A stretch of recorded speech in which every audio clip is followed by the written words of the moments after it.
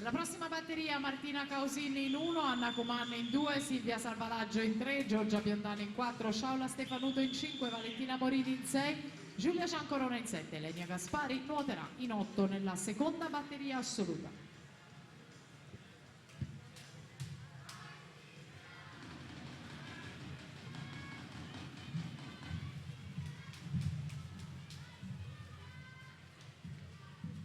(1:06:45) Laura Tessaro, Sport Management.